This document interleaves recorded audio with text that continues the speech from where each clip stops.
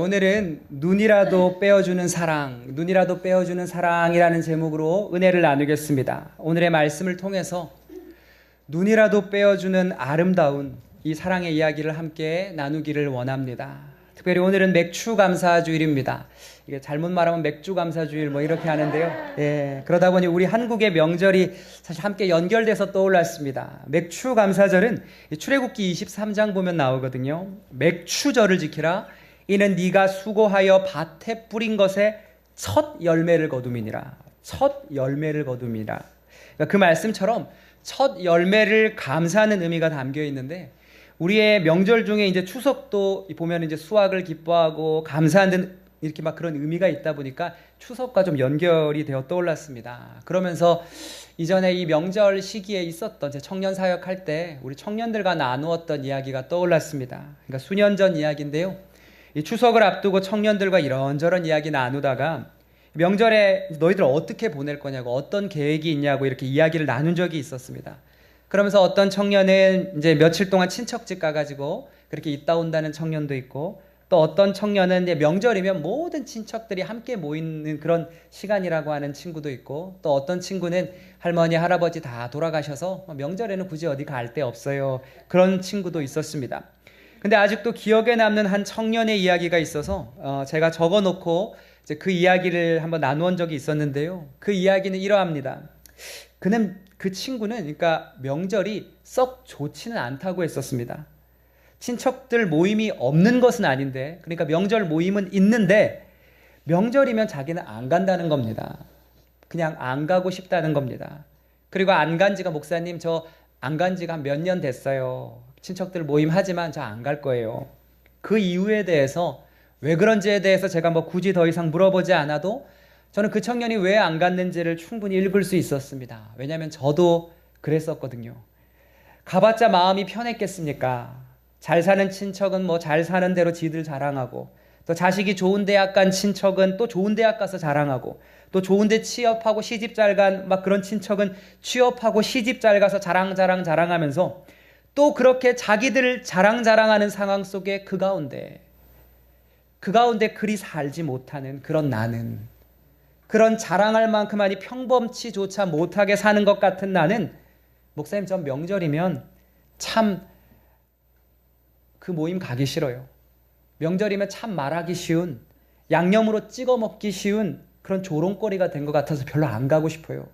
그 소리 듣는 그 청년의 이야기를 들으면 참 마음이 아팠었습니다. 그러면 그 부모님에게 있어서 그 마음은 또 어땠을까요? 그저 자기는 부모님에게 오히려 힘이 되어주고 더 든든한 아들이 되고 싶었는데, 그저 우리 부모님이 면도 못 세워주는 그런 마음 걸리게 하는 못난 불효자 된 것 같아. 그게 참 미안하더라는 겁니다. 누군들 어떤 청년이든 부모님에게 든든하고 자랑할 만한 자식 되고 싶지 않은 사람이 어디 있겠습니까? 열심히 살았지만 그렇게 명절 때마다 초라해지는, 죄송해지는, 또 불편해지는 자신의 모습에 그럴 바엔 목사님 저 차라리 욕 먹어도 괜찮으니까 그냥 명절 모임 안 갈래요. 안 가는 게 참 마음 편해요. 그렇게 말했었습니다. 그래서 저는 그 청년이랑 같이 명절을 같이 보냈었습니다. 이것이 남의 이야기였겠습니까? 이것은 어쩜 이곳에 모인 참 많은 우리들의 이야기일 것이며 내 가족의 이야기일지 모릅니다. 이것은 치열히 살아가는, 지금도 애능중앙교회를 다니고 있는 우리 청소년들의 이야기고 우리 청년들의 이야기일 것이며 어느 외로운 이들의 이야기이겠죠. 이러한 시대 속에 적어도 우리가 몸담고 있는, 우리가 함께 이 2부 예배의 자리에 나와 예배드리고 있는 이 애능중앙교회 공동체는, 더 정확히 말해서 예수를 그리스도로 믿는 이 믿음의 공동체는 달라야 할 줄로 믿습니다. 아니, 달라야 합니다. 무조건 달라야 됩니다. 예수를 믿는 공동체, 바로 이 예수 그리스도를 믿는 공동체는 달라야 된단 말입니다. 왜냐하면 예수님이 그 다른 공동체의 모습을 우리에게 보여주셨기 때문입니다. 사실 예수님이 이끄셨던 이 예수 공동체는 아무리 생각해도 진짜 너무너무 이상했습니다. 이상한 모습으로 가득했습니다. 웬만하면 막 사람들이 욕하고 멀리하는 사람들, 그런 사람들은 어떻게든 안 데리고 가려고 하는 게 사람인데, 그게 당연한 사람의 심리인데, 예수님은 그때 당시에 모두가 씹고 뜯고 욕하던 왕따였던 외톨이 인생이었던 그 세리마태를 따라온나? 같이 가자. 그렇게 부르시죠.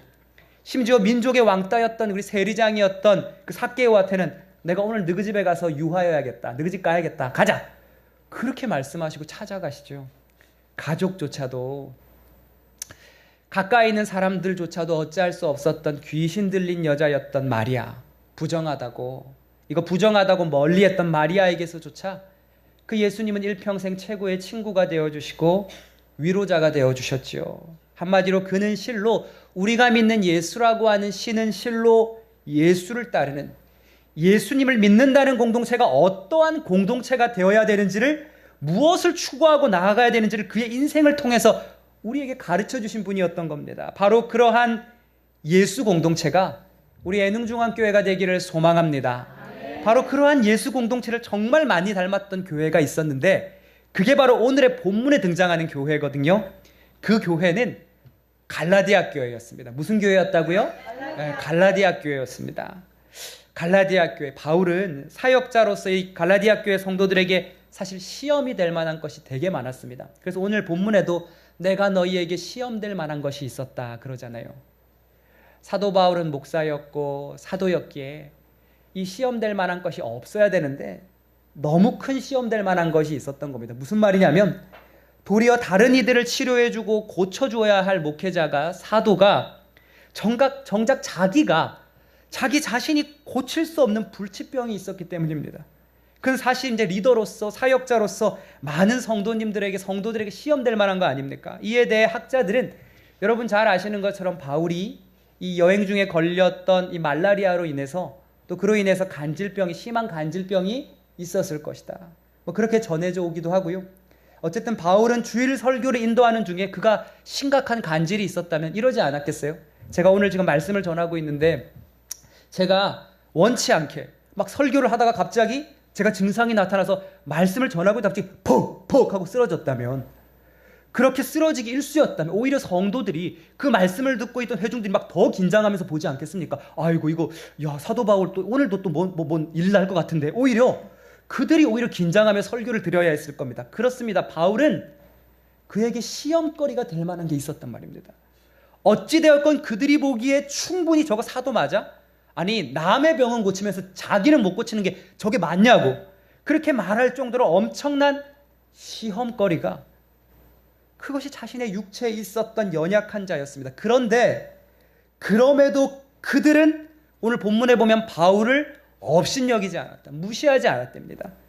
조롱하지 않았고, 오히려 그들을 낮게 보지 않고, 오히려 그런 자신을 하나님의 천사처럼, 심지어 예수 그리스도처럼 받아주고 품어주었던 공동체가 이 갈라디아 교회 교인들이었다고 합니다. 심지어 오늘의 본문에는 어느 정도로 그를 품어주었냐면, 자신들의 눈이라도 빼서 주고 싶을 정도로 그들이 이 사도 바울 자기를 품어주었다고 말합니다. 그토록 아름다운 예수 공동체였던 갈라디아 교인들이 어떠한 사람이었는지 바울은 오늘의 본문에서 이렇게 자신의 육성으로 간증하고 있거든요. 제가 오늘의 본문 이 갈라디아서 4장 13절 이하를 여러분 좀 더 알아 읽기 쉽게 제가 쉬운 성경을 주보 뒤에다 실어놨습니다. 우리 한번 찾으실 수 있는 분들은 이 주보 뒷장에 보면 쉬운 성경이 실려 있을 겁니다. 갈라디아서 우리 4장 13절부터 15절까지 우리 쉬운 성경으로 번역된 우리 바울이 실제 그의 육성으로 했던 간증을 우리 함께 읽어보겠습니다. 하나님의 말씀입니다. 같이 읽겠습니다. 시작. 여러분도 알다시피 내가 여러분에게 처음으로 복음을 전하게 된 것은 내 몸의 병 때문이었습니다. 내 병이 여러분에게는 침이 되었을 텐데도 여러분은 나를 미워하거나 저버리지 않고 하나님의 천사나 예수 그리스도처럼 맞아주었습니다. 그때에는 여러분에게 기쁨이 가득하더니 지금은 그 기쁨이 어디로 갔습니까? 지금 기억하기로 그때에는 여러분이 할 수만 있다면 여러분의 눈이라도 빼어줄 정도였습니다. 아멘. 여러분이 할 수만 있다면 여러분의 눈이라도 빼가지고 나에게 줄 정도였습니다. 여러분의 눈이라도 빼어서 너희의 눈이라도 빼어서 나에게 주었으리라. 아멘. 이 본문을 통해 학자들은 바울이 심각한 시각장애를 가지고 있었을 것이다. 심각하게 눈 나빴을 것이다. 그가 안질이 있거나 저시력이 있거나 어쨌든 약시였을 것이다. 저시력 시각장애인이었을 것이다라고 말하지요. 어찌되었건 갈라디아 성도들은 몸에 심각한 병이 이렇게 그의 시험거리가 있었던 바울이었음에도 그를 하나님의 천사처럼 심지어 예수 그리스도처럼 품어주고 안아주었을 뿐만 아니라 이 바울의 좋지 않은 그래요 이 어두운 눈을 보면서 이렇게 막 눈 바싹 갖다 대면서 읽지 않았을까요? 막 이렇게 갖다 대면서 그러면서 저 사람은 어떻게 사도라는 사람이 목회자라는 사람이 저 사람 왜 저러냐고 어떻게 저렇게 눈이 나쁠 수 있냐고 막 그렇게 판단하고 무시한 게 아니라 자기의 눈이라도 우리 내 눈이라도 빼주고 싶을 정도로 정말 진심으로 함께 가슴 아파하고 함께 위로해줬던 교회 공동체가 갈라디아 교회였단 말입니다. 이것이 어쩌면 조금만 고개를 돌려도 이 참 한없이 잔인하고 경쟁 가득한 이 시대 속에 아까 제가 서두에 이야기했던 이러한 경쟁 가득한 시대 속에 한없이 초라하고 외로워진 바로 그 청년이 그토록 그가 바랬던 진정한 그리스도 공동체의 모습이었을 겁니다. 그 공동체가 우리 애능중앙교회 공동체가 되기를 소망합니다. 근데 저는 이 오늘의 본문 속의 말씀 중에 특별히 이 눈이라도 빼어 나에게 주었으리라. 눈이라도 빼서 나에게 주었으리라. 이 말이 계속해서 마음속에 와닿았습니다. 내가 할 수만 있다면 눈이라도 빼서 나에게 주었으리라. 눈이라도 빼서 나에게 주었으리라. 왜냐하면 이 말은 진정으로 사랑하는 사람이 아니면 할 수 없는 말이기 때문입니다. 왜냐하면 이 말은 진정으로 사랑하는 사람이 아니면 절대 할 수 없는 말이기 때문입니다. 더 구체적으로 말해드릴까요? 이 말은 눈에 병을 가진 자식을 두어 본 부모가 아니면 시각장애를 가진 자식을 두어 본 부모가 아니면 몸에 눈에 이러한 병을 가진 자녀를 두어 본 부모가 아니고서는 절대 할 수 없는 말이기 때문입니다. 이것을 설명하기 위해 부득불 저의 이야기를 전하고자 합니다. 여러분 대부분 아시다시피 저 역시 고등학교 때 황반변성으로 인해서 한쪽 시력의 중심부에 커다란 암점이 생기고 그리고 다른 쪽 눈에도 이제 병변 부위가 이렇게 옮겨가면서 작은 암점이 나타나면서 또 대학 교수님들은 어쩜 똑같이 그렇게 말할까요? 이렇게 나는 무서워 불안해하고 있는데 전혀 변하지 않는 톤으로 그렇게 무미건조하게 그렇게 공포의 말을 할 때 그때 제 마음이 얼마나 무섭고 두려웠을까요? 동생도 모자라가지고 나한테까지 그럴 수 있냐고. 그런 가운데 그때의 장면이 아직도 생생한 겁니다. 혼자 방에서 무서워가지고 불안해가지고 그렇게 있던 저를 향해서 그러면서 부모 마음은 오죽했을까요? 그거 지켜보는 아버지, 아빠 된 마음은 오죽했을까요? 그러면서 그때 했던 말이 그거였습니다. 불 꺼진 방에서 철아, 아빠 걱정하지 마라. 걱정하지 마라. 아빠 눈 좋으니까 아빠 눈 뺏어 줄 테니까 걱정하지 마라. 야 철아, 걱정하지 마. 아빠 눈 뺏어 줄 테니까 걱정하지 마라. 이런 말을 해 주었었습니다. 근데 이 말을 하는 부모의 마음은 오죽했을까요? 그리고 이것이 저만의 이야기였겠습니까? 이 애능중앙교회 이 1부 예배 아까 드렸고 이제 이 2부 예배 드리는 여러분의 인생 속에 서려 있는 이야기 아닙니까? 그런데 이것은 여러분 아시는 것처럼 사랑이 아니면 절대 할 수 없는 말입니다. 이것은 자식을 사랑하는 부모가 아니면 절대 할 수 없는 말입니다. 더 정확히 말해 이것은 시각장애인 자녀를 둔 부모가 아니면 할 수 없는 말이란 말입니다. 그러나 우리 애능중앙교회 성도님들은 더 잘 아시죠. 그것이 불가능하다는 것을. 그렇게 해도 고칠 수 없는 눈의 병들이 훨씬 많다는 것을. 그리고 이것이 저만 느꼈던 이야기겠습니까? 저는 가히 비교할 수도 없는 우리 사랑하는 애능중앙교회 믿음의 선배님들과 사랑하는 우리 성도들 심지어 저희 제자들이 알고 겪어온 삶이겠지요. 생각지도 못한 실명이라는 인생을 살아오면서 그런 우리들을 향해 건네셨을 우리네 아버지와 어머니의 눈물의 외침이셨겠죠. 걱정하지 마라. 걱정 마라. 내 눈이라도 빼갖고 줄 테니까.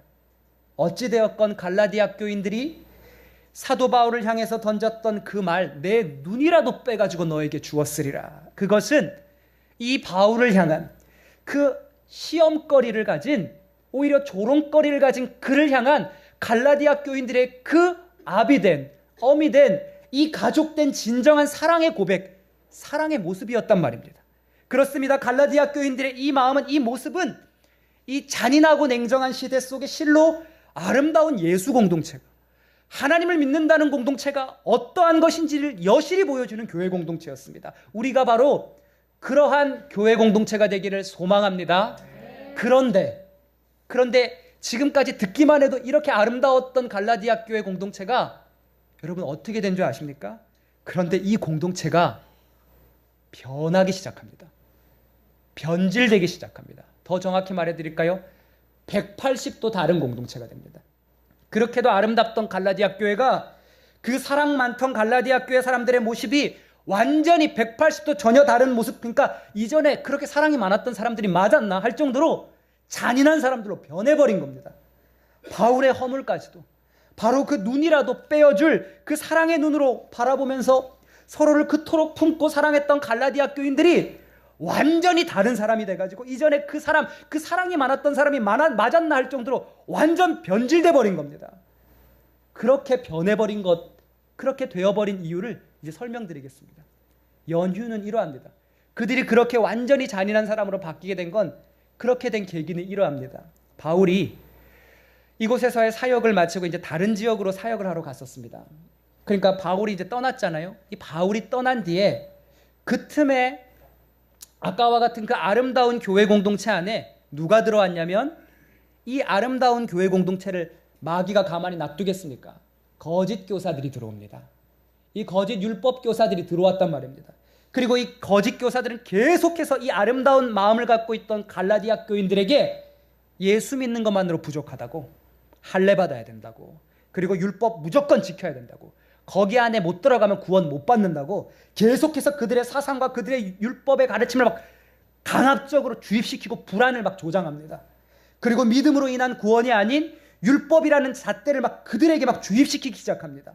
그래서 그들의 율법의 잣대에 들어오지 못하면 마치 구원받지 못하는, 마치 그 안에 들어오지 못하면 완전히 실패한 자처럼 만들어가지고 그들이 정해놓은 기준에 들어오지 못하면 한마디로 구원도 사랑도 인정도 받을 수 없는 사람들이 돼버린다고 가스라이팅 시킨 겁니다.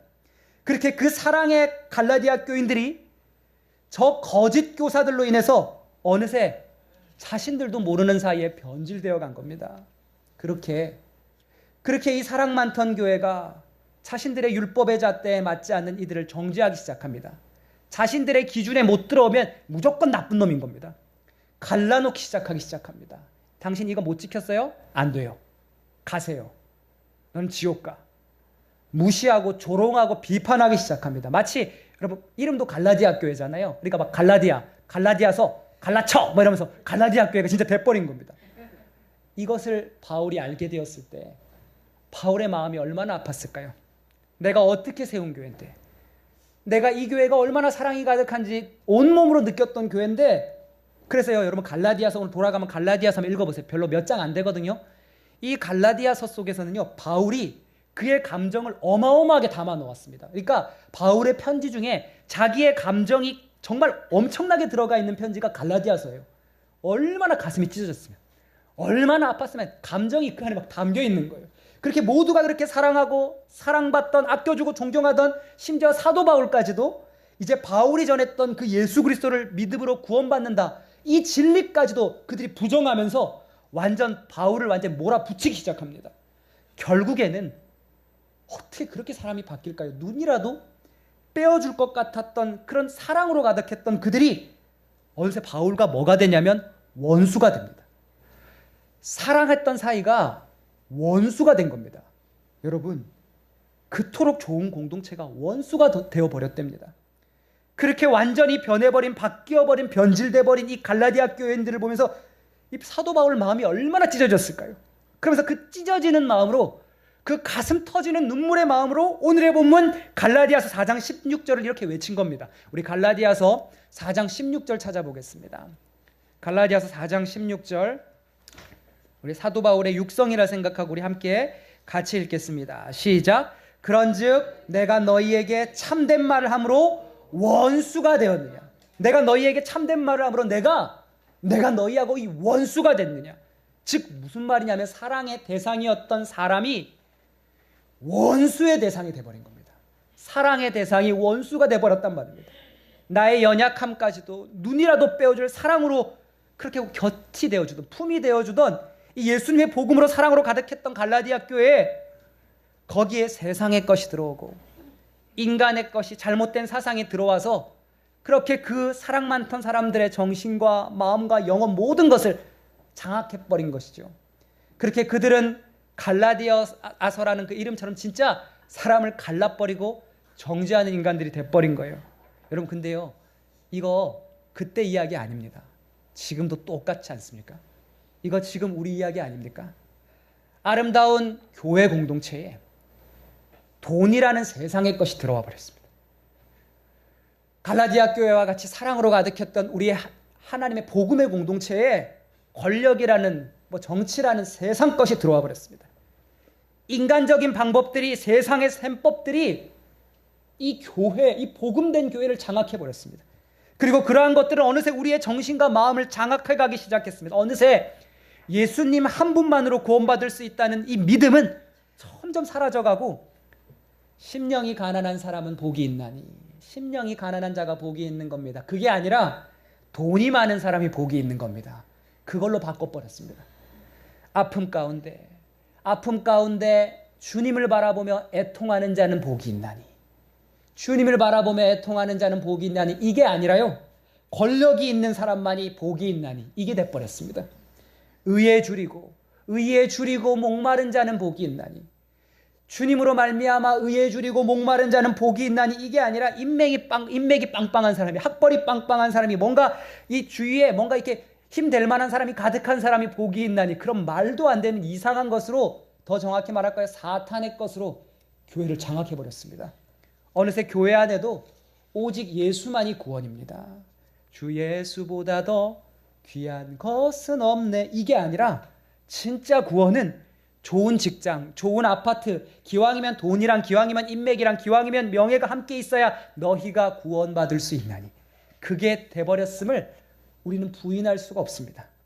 복음이 그런 것과 비교할 만큼 그렇게 하찮은 것입니까?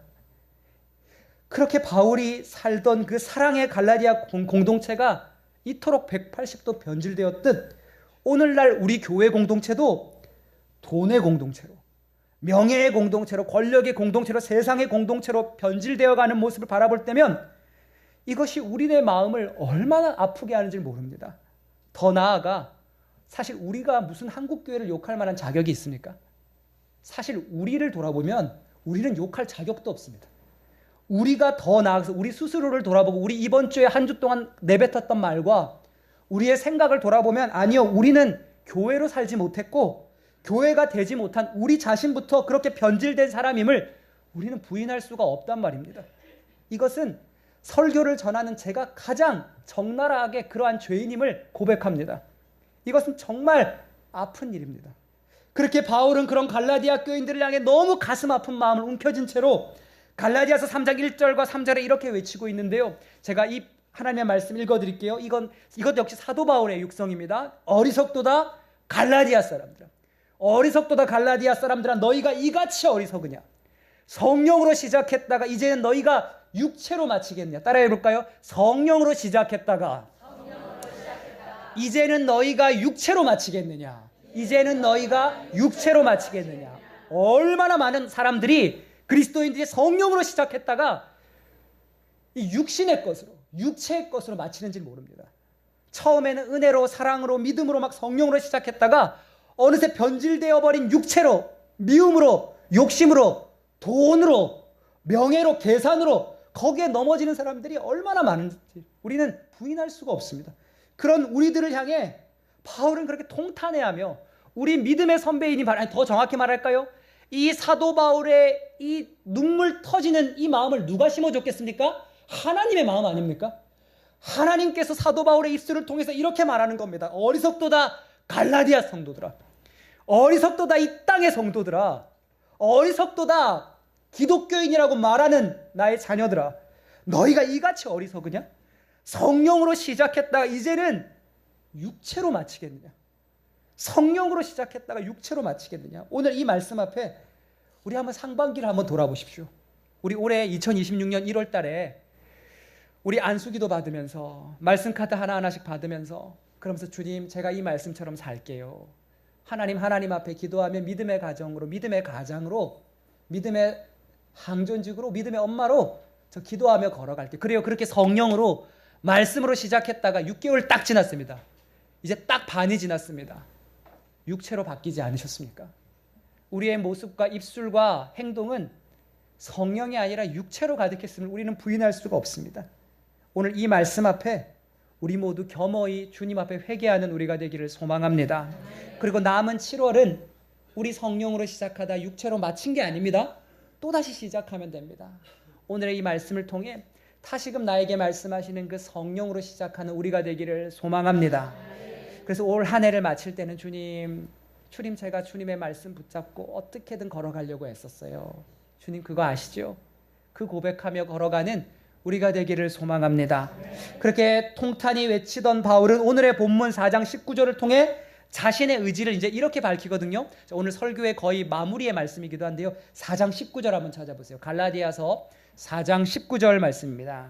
여기 하나님의 말씀입니다. 같이 읽겠습니다. 시작. 나의 자녀들아 너희 속에 그리스도의 형상을 이루기까지 다시 너희를 위하여 해산하는 수고를 하노니. 아멘.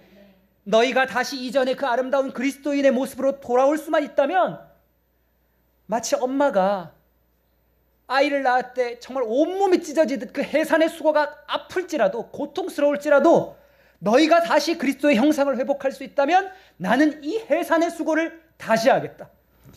그 정도로 내가 너희를 사랑한다. 엄마가 건강한 자녀가 태어나기를 소원하면서 10달이라는 시간 동안 기다리고 준비하고 기도하고 그리고 그 찢어지는 산고의 해산의 아픔을 통해 하나의 새 생명을 낳는 그 수고처럼 다시 너희들이 이전에 그 그리스도의 형상, 그 믿음, 그래요. 그 아까 아름다웠던 그 갈라디아 교회 그 하나님의 마음을 가진 그리스도인으로 돌아올 수만 있다면 그 찢어질 듯한 해산의 수고를 상고의 고통과도 같은 수고가 나에게 또다시 반복되더라도 나는 하겠다. 나는 그렇게 너희들을 세워가겠다. 그것이 바로 그토록 다시 오기를 바랬던 바울의 애타는 마음이었으며 더 정확히 말할까요? 하나님의 마음이었습니다. 우리 아버지 되신 하나님의 마음 말입니다. 마음대로 되지 않는 문제와 자식 수없이 기도하면서 왜 하나님 나는 우리만 이 교회에 나옵니까? 왜 내 자녀들은 같이 이 2부 예배 자리에 나와서 나랑 같이 예배 안 드립니까? 왜 우리 부모님은 내가 이토록 기도하는데 왜 예수님을 믿지 않으십니까? 아픈 자식을 바라보며 그리고 내가 기도하는 부모님 가족들을 바라보며 다시 돌아오기를 바라는 그 가족의 부모님의 찢어지는 마음처럼 떠나간 둘째 아들 저 탕자를 기다리는 앉지 못해서 서서 기다리던 그 아버지 하나님의 그 저비는 마음처럼 지금도 하나님은 세상의 것에 변질된 우리가 이전에 그 처음 순수한 사랑으로 돌아오기를 간절히 기다리고 계심을 잊지 마시길 바랍니다. 그래서 제가 자주 설교에서 언급했듯이 칼빈은 이 바울의 갈라디아서의 고백을 그러니까 오늘 그러니까 이 갈라디아서를 근거로 나온 정말 유명한 말이 제가 수없이 했던 말이에요. 바로 이 말이 나왔습니다. 따라해 볼까요? 교회는 어머니입니다. 그렇습니다. 교회는 어머니입니다. 이게 칼빈이 갈라디아서를 통해 했던 고백입니다. 어머니가 생명을 낳기 위해 그 해산의 수고를 아끼지 아니하듯 어머니 안에서 모든 자식의 눈물, 상처, 아픔이 위로되어지고 다 욕해도 엄마는 내 새끼라서 그 아이를 부여잡고 난 너 절대 포기 못해. 너는 내 자식이라고 말하는 그 엄마의 마음처럼 교회는 어머니입니다.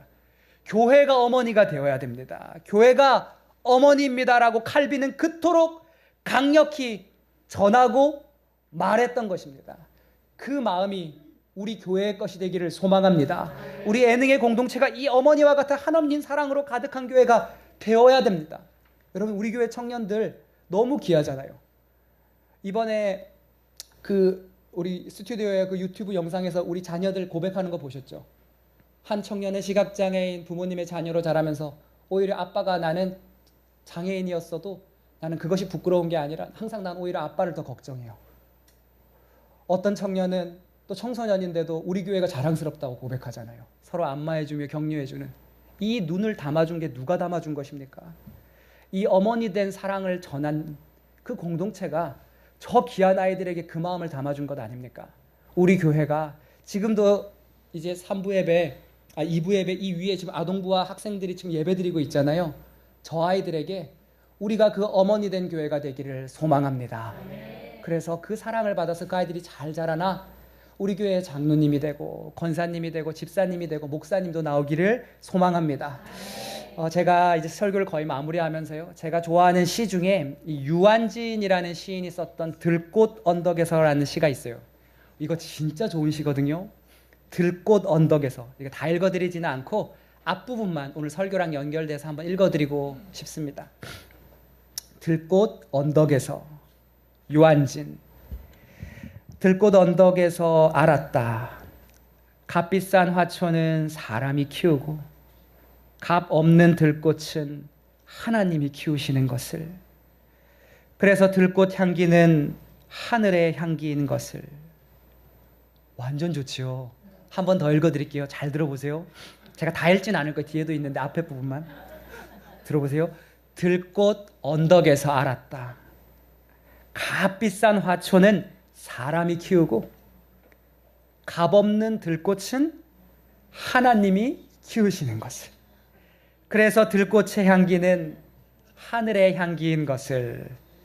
아멘이 나오죠. 신기하죠. 아멘, 정말 아멘이 나와요. 너무 깊은 말입니다. 값비싼 화초, 예쁜 꽃, 비싼 꽃, 화려한 꽃, 막 장미 같은 것은 사람이 갖다가 키우지만 이름도 모르는 저 값없는 들꽃은, 그래요, 이쁘지 않은 들꽃은 하나님이 키우시는구나. 그래서 예쁜 꽃은 사람이 키우고 못생긴 꽃, 이름도 없는 꽃, 초라한 꽃은 하나님께서 키우시는구나. 그래서 초라한 들꽃의 향기는 누구의 향기가 되는 겁니까? 그렇습니다. 하나님의 향기, 하늘의 향기가 되는 것이구나. 여러분, 우리 믿음의 공동체는 그렇기에 이 세상처럼 살면 안 됩니다. 값비싼 예쁜 꽃은 뭐 사람이 세상에 다 갖다가 막 다 데리고 가서 알아서 키우겠죠. 솔직히 저도 맹학교 사역 오래 하고 했지만, 시각장애인 사역 오래 했지만, 저는 맹학교 갈 때마다 맹학교 안에서 인싸라고 말하는 주목받는 아이들이 별로 눈에 들어온 적이 없습니다. 눈이 나빠 맹학교에 갔는데 맹학교 안에서도 소외받는 아이들, 맹학교 안에서도 왕따인 아이들, 거기서도 중도에 실명하다 보니 점자도 느리고 보행도 느려서 이 치열한 입시의 현장 속에, 목사님 저는 점자도 느려서 다른 애들 공부 열심히 할 때 못 따라가요. 목사님 저 너무 힘들어요. 목사님 저 죽고 싶어요. 그런 아이들이 눈에 보여서 맹학교에 가면 저는 그 아이들을 데리고, 그래요, 값비싼 화초가 아니라 이름 없는 값 없는 그 아이들을 예배 자리에 데리고 왔습니다. 그리고 그 아이들과 함께 그 맹학교 그 작은 교실에서 함께 예배드리고 함께 찬송할 때, 하나님 없으면 살 수 없는 그 아이들이기에 왜 그 아이들에게 하나님이 역사하지 않겠습니까?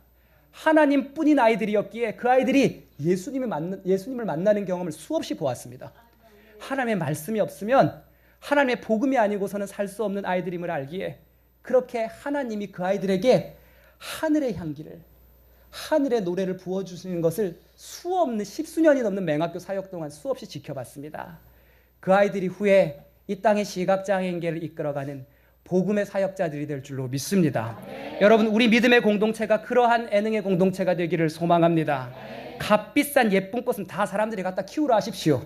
그러나 우리는 이 땅에 소외받고 들꽃같이 상처받은 애들, 학교에서도 인정받지 못한 청소년들, 수없이 중도에 실명해서 맹학교에서도 일반 학교에서도 어디서 썩기야 될지 모르는 그 아이들이 우리 교회에 왔을 때는 두 팔 벌려 이 어머니와 같은 사랑으로 맞아주는 우리 애능의 공동체가 되기를 소망합니다. 이것이 눈이라도 빼어주는 사랑, 이게 바로 갈라디아 교회를 보며 그렇게 기뻐했던 사도 바울의 마음이란 말입니다. 때때로 저는 우리 교회를 보며 하나님 웃으시겠다 생각이 들었습니다. 왜냐하면 이름도 빛도 없이 이 들꽃 같은 외로운 사람들을 돕는 성도님들이 우리 애능중앙교회에 정말 많이 계시기 때문입니다. 제가 이거 준비한 말이 아닌데요, 일부 예배 전하다가 갑자기 떠올랐어요. 이번 한 주 어떤 은퇴하신 한 장로님이 전화가 오셨어요. 목사님, 제가 오늘 너무 몸이 안 좋아서 그러니까 영양주사를 맞으러 가려고 했는데 한 성도님이 힘들다고 전화가 왔어요. 그래서 하나님이 이거 영양주사 맞을 돈으로 이 성도님 도와주라는 것이구나 하고 그냥 영양주사 안 맞고 이 돈 그대로 그분한테 계좌이체 해드렸어요. 장로가 장로가 이거 해야지. 이게 장로죠. 이러는 거예요. 아니 장로님 그래도 주사는 맞고 하셔야죠. 아니에요. 그게 장로지요. 그게 성도지요. 그게 그리스도인이죠. 그렇게 말씀하시는데 제가 그 전화 끊고 그렇구나. 우리 교회가 이렇게 아름다울 수 있었던 것은 이 눈이라도 빼어주는 사랑으로 이 자리를 지켜오신 믿음의 선배님들의 걸음이 있었기 때문이었구나. 그래서 너희가 할 수만 있었다면 너희의 눈이라도 빼어서 나에게 주었으리라. 이 말씀은 겪어본 사람들만이 알 수 있는 사랑이겠구나. 이제 너무 설교가 길어져 죄송합니다. 왜냐하면 오늘 성경 퀴즈 대회가 있기 때문에 이제 말씀을 마무리하겠습니다. 어찌되었건 우리는 너희 눈이라도 빼어 나에게 주었으리라. 이 말씀 때문에 하나 알게 되는 게 있어요. 이제 설교 마무리하겠습니다. 우리가 알게 되는 게 있어요. 보세요. 결국 이 말씀을 통해 또 고린도후서에 가면 육체의 가시가 있었다고 고린도서에 가면 그런 말씀이 있죠. 이 말씀을 통해 우리는 알게 되는 게 있어요. 사도 바울이 건강했다는 겁니까? 약했다는 겁니까? 약했다는 겁니다. 사도 바울의 몸에 병이 있었다는 겁니다. 그런데 그 병 있고 약한 자를 누가 쓰셨습니까? 하나님이 쓰셨습니다. 그의 몸과 육신은 연약하고 약했지만 그가 하나님의 손에 들려졌을 때 사도 바울은 그 연약한 몸으로 어마어마한 하나님의 일을 했습니다. 마찬가지입니다. 우리도 이곳에 약한 분들이 앉아 계십니다. 우리 성가대 가운데에는 지금도 항암 치료를 받고 계신 성도님이 계시고 또 어떤 분은 지금도 뇌에 있는 종양으로 어떤 분은 지금도 영양주사를 맞지 않으면 도저히 견딜 수 없는 약한 체력으로 그래요. 우리도 사도 바울처럼 육신의 가시를 가지고 이 자리에 앉아있지만 그러나 그 연약한 자를 하나님이 붙드시고 들어쓰실 때 이 사도 바울을 통해 세상이 알 수 없는 그리스도를 전했던 것처럼 우리도 그러한 역사가 임할 줄로 믿습니다. 그래서 맥주 감사절이라는 것은 여러분 상반기를 돌아보니 하나님이 돈도 주셨네요. 아이고 하나님이 우리 집 잘 되게 해주셨네요. 아이고 뭐 부흥하게 해주셨네요. 이걸 감사하는 게 아니라요. 더 정확히 말할까요? 맥주 감사절은 이렇게 연약했던 나를 이렇게 몸도 약했던 사도 바울처럼 가시로 가득했던 나를 하나님이 안아주시고 하나님이 붙들어 주셔서 하나님의 일을 하게 해주심에 감사합니다. 이 감사를 올려드리는 것이 맥주 감사절인 줄로 믿습니다. 이 연약하고 죄 많은 자를 주님께서 만져주셔서 장로님 되게 하시고 권사님 되게 하시고 집사님 되게 하시고 그리스도인 되게 하신 그 하나님의 은혜에 감사합니다. 그렇게 그분의 은혜에 감사하며 오늘 이번 한 주 그 감사 속에서 지금도 아픈 이들에게 눈이라도 빼어주는 사랑으로 그 예수의 사랑을 전하는 우리 모두가 되기를 소망합니다. 기도하겠습니다. 하나님 아버지, 갈라디아서를 보며 눈이라도 빼어주는 사랑으로 사랑했던 성도들의 이야기를 보았습니다. 우리 교회가 그런 교회가 되게 하여 주시옵소서. 그런데 주님, 더 놀라운 사실은 갈라디아 교인들은 눈이라도 빼어 주었으리라 그렇게 말까지만 했지만 우리 예수님은 실제 우리를 위해서 눈뿐만 아니라 피와 물을 다 빼내어 주시고 당신의 사랑으로 우리를 살려주셨습니다. 이 십자가의 사랑을 늘 기억하며 우리도 그 사랑 전하는 그리스도인 되게 하여 주시옵소서. 감사드리며 예수님의 이름으로 기도합니다. 아멘.